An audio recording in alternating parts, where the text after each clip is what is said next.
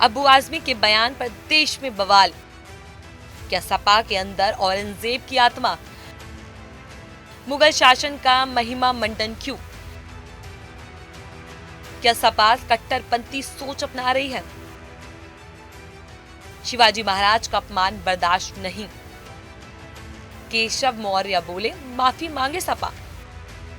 राजनीति में इतिहास की किताब जब भी खोली जाती है तो समझ जाइए कि कोई नया बखेड़ा खड़ा होने वाला है। और इस बार तो सपा विधायक अबू आजमी ने ऐसा पन्ना पलटा कि पूरा सियासी माहौल अब गर्म हो चुका है।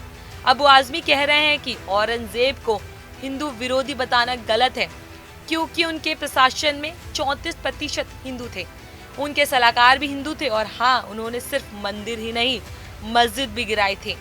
और औरंगजेब कुरु शासक नहीं थे और उनके शासनकाल में भारत सोने की चिड़िया हुआ करता था। अब भाई ये कौन सी इतिहास की किताब पढ़ाई जा रही है ये तो वही जाने, लेकिन बीजेपी को ये तर्क हजम नहीं हुआ और उन्होंने सीधे पलटवार कर दिया। अब सोचिए, यूपी के डिप्टी सीएम केशव प्रसाद मौर्य का ये बयान सुनते ही ऐसा लगा कि सपा में औरंगजेब की आत्मा आ गई हो। जी हाँ, उन्होंने कहा कि अखिलेश यादव को इस बयान पर माफी मांगनी चाहिए और अबू आजमी पर कार्रवाई होनी चाहिए। बीजेपी को लगता है कि समाजवादी पार्टी धीरे धीरे मुगलों का महिमा मंडन करने में जुट गई है।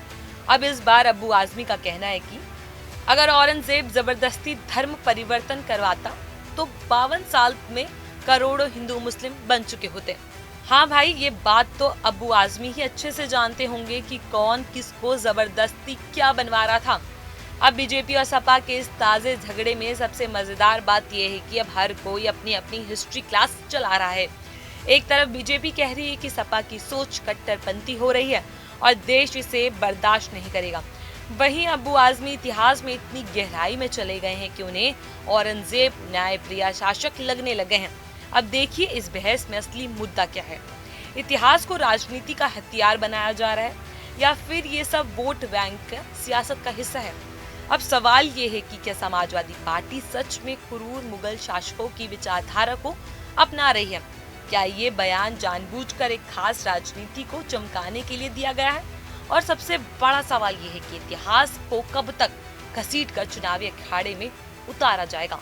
अब देखना ये होगा कि इस बयान पर अखिलेश यादव क्या कहते हैं या फिर वो चुपचाप इस बवाल को ठंडे होने के लिए छोड़ देते हैं। वैसे आपकी क्या राय जानकारी को लेकर हमें कमेंट सेक्शन में जरूर बताएं।